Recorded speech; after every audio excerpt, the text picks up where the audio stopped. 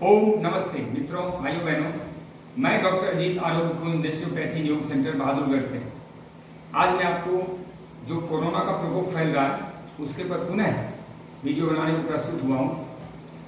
अभी जो हमारे देश में चल रहा है कोरोना कोरोना कोरोना, इसके ऊपर मैं आपको प्रमाणिक और वैज्ञानिक बातें करूंगा। मैं कोई फालतू बातें नहीं करूंगा और बहुत कम शब्दों में मैं आपके सामने समर्थ प्रस्तुत होगा। यदि वीडियो अच्छा लगे तो शेयर जरूर कर दीजिएगा ताकि औरों को लाभ मिले और अंत तक देखिएगा ताकि बातें स्पष्ट हो जाए।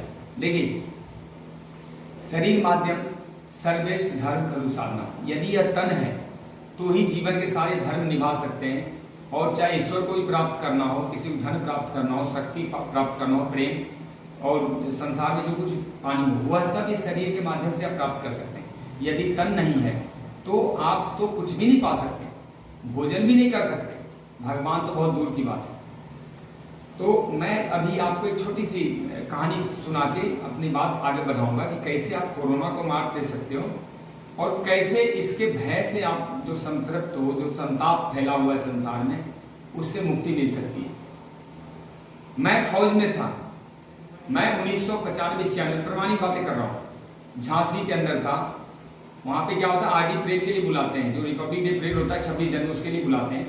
तो 3-4 महीने पहले से प्रैक्टिस होती है। मैं गया था वहां पे, पूरी टीम गई थी। उस समय इतनी सुविधाएं नहीं थी, बड़ी भारी समस्या होती थी।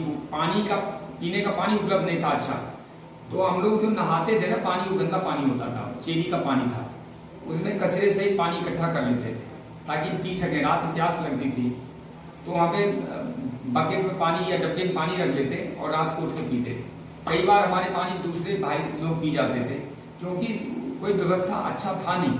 हम लोग बाहर से गए हुए थे तो एक जगह दे दिया गया था जहाँ पे दूर था वो, तो पानी लेने के लिए, रसोई जाने के लिए 1.5 किलोमीटर पैदल कैसे चले, तो लोग बाग वही पानी पी काम चलाते थे। लेकिन हम कभी बीमार नहीं पड़ते। उसका कारण था, एक उसके पीछे एक लॉजिक थी, वो मैं आपको समझाना चाह रहा हूँ।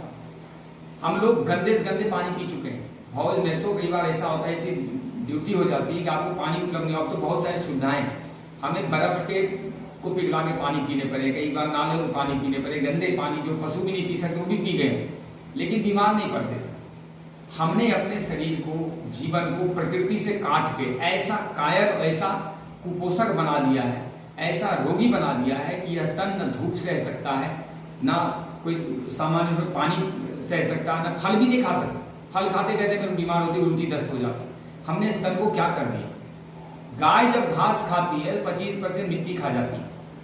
ये जो पशु पक्षी जब कोई भी चीज प्राकृतिक रूप से भोजन करते हैं, इसके साथ कितनी गंदगी चबा जाते हैं, ये कभी बीमार नहीं पड़ते।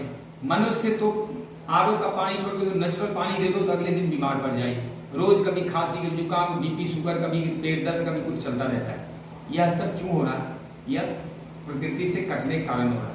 और इसी का एक रूप है इन्फ्लुएंजा। ये जो कोरोना देख रहे हैं यही और कुछ है नहीं। जब मैं बचपन में था, हमने कितने जगह काट लिए थे अपने आप को। हम तो शकरकंदी उखाड़ के बैलों के साथ हम साथ ही साथ खाते थे, बैल गाय और हम साथ ही खाते थे। फूंट तरबूजे खेतों से निकाल लेते, इतना ज्यादा होता है बैलों के पास डाल देते, वो भी खाता हम भी खाते। आम इतना ज्यादा हो जाता था कि पशु भी खाता हम भी खाते, दूसरों को देते। मिट्टी सुखा उठा के हम आम ऐसे खा जाते थे और पेड़ों से ऐसे डायरेक्ट तोड़ के हमने धुलाई कभी किया नहीं। हम ऐसे कच्चे भुट्टे चबा चबा के हमने पूरे जीवन काल में बेल और तार का फल क्या क्या खाए थे।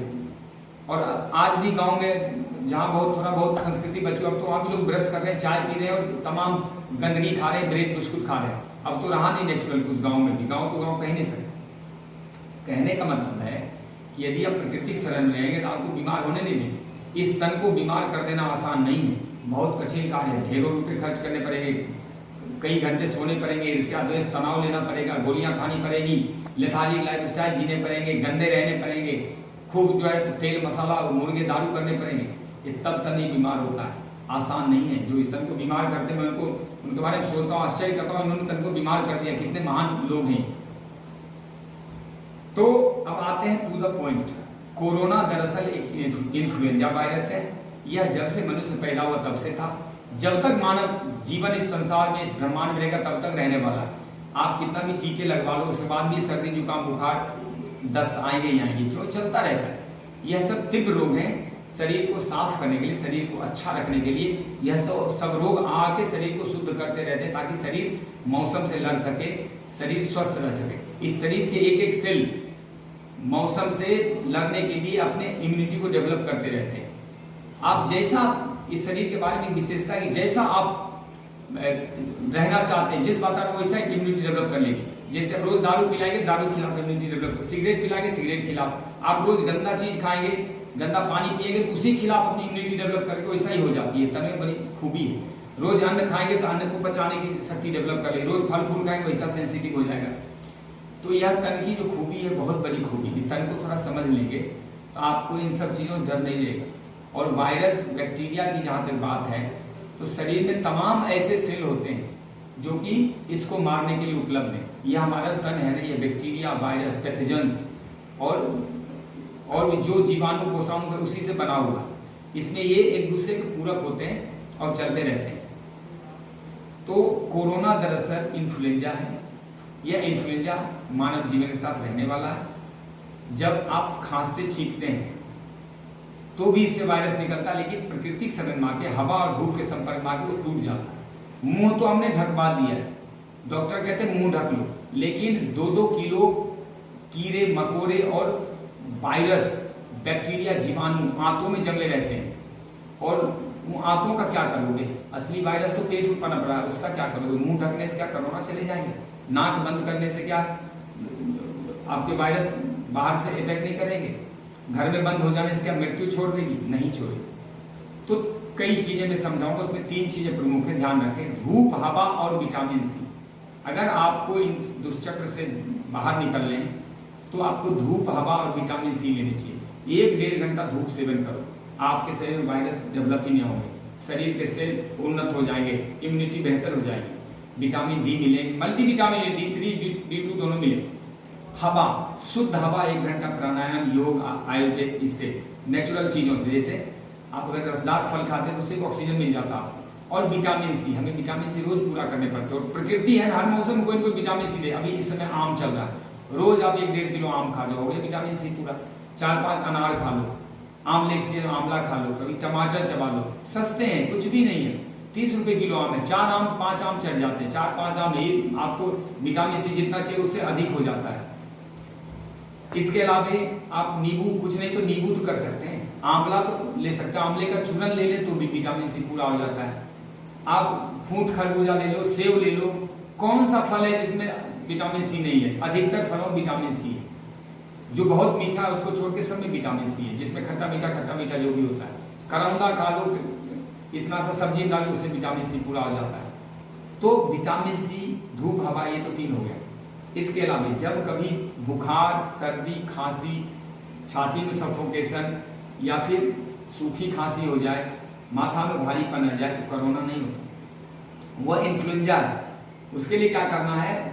धूप में खड़े होकर 10 मिनट बाद छींक मारो, फेफड़ों को साफ कर लो, छींक मार के नाक में तेल डालो, गुनगुना पानी पियो, नाक में सरसों का तेल डालो, ये सरबिंदु का, साथ में नींबू का रस डाल दो 8-10 बूंद, सारे कफ और गंदगी निकाल के बाहर फेंकेगा। पत्तों का सेवन करो, गिलोय, नीम या फिर करी पत्ता ले लो, या फिर एलोवेरा के पत्ते ले लो, पपीते के पत्ते ले लो, इसको पीस के 150 ग्राम पत्ते पिए, पत्ते में होते हैं। इसके अलावा तिल, नारियल और तिल को पीस के भिगो दे, तिल को भिगो ले, नारियल भिगो दे, इसको पीस के इसमें तो शहद मिला के छान के उसका दूध पियो। तमाम आपके विटामिन, खासकर विटामिन डी, कैल्शियम, ये आयरन पूरे हो जाते हैं। शरीर को जो चाहिए इसे प्राप्त हो जाता है। खूब ढेर सारे, अगर भूख लगता हो तो फल खाओ, सलाद खाओ। पेट साफ करने के लिए तो त्रिफला ले लो, अजवाइन का काढ़ा बना लो, नाशपाती का जूस पी लो, एक से बढ़कर एक चीज है, ऐसे भग जाता है। बस थोड़ा धैर्य रखने की जरूरत है। इसकी लाइफ भी 3-4 दिनों की होती है। जैसे कुछ ऐसा फ्लू लाइक सिम्टम हुआ तो आप उसको क्या करो, फटाफट उपवास पे चले, धूप हवा सेवन करो, जूस, पानी पे, नींबू पानी, गुनगुना पानी पीते रहो। आंतों की सफाई के लिए नेचुरोपैथी सेंटर में एनिमा ले सकते हैं। फेफड़ों की सफाई के लिए उल्टी कर सकते हैं, उल्टी करने से भाग जाता है। लेकिन खाना नहीं खाना, चाय नहीं पीने, दूध, घी, तेल, मसाले सेवन नहीं करने। ये पियोगे तो दूध से तो और वायरस प्रोलिफरेट हो जाते हैं। और कभी अपने आप को बंद नहीं करना, नेचर की शरण जाओ। प्रकृति ही सबसे बड़ी रोग नाशक औषधि है। प्रकृति के पास सब हथियार है। कैंसर भी खत्म करने का हथियार है, HIV एड्स भी खत्म करने का हथियार है। एलोपैथी से नहीं जाने वाले। एलोपैथी में सिर्फ बिजनेस होता है, वहां पे रोगों का उपचार हो ही नहीं सकता, संभव नहीं, क्योंकि वो प्रकृति से काट के रख देते हैं। विटामिन सी जब टेबलेट खाएंगे, विटामिन डी जब टेबलेट खाएंगे, कैल्शियम की टेबलेट खाएंगे, आयरन की गोली खाएंगे। आप आयरन तो खा ही नहीं रहे, गोली से बताओ लोहा खाने से आयरन पूरा होगा या प्रकृति इसको पूरा करेगी? आप पालक खाएंगे तो आयरन पूरा हो जाएगा, लेकिन क्या लोहे का बुलावा खाएंगे तो आयरन? ये तो पागलपन है। लेकिन हाँ, अब जो है व्यवस्था देश में समाज में वो तो है, लेकिन हम समझदार हो जाएंगे तो बच सकते हैं। तो शरीर को जानिए, रोगों को पहचाने, रोग क्या कह रहा है, यानी उपद्रव क्या कह रहा है शरीर का। हमें तो मच्छर काटे वो भी शरीर बता देता है, जहां उपद्रव उसको ठीक करें।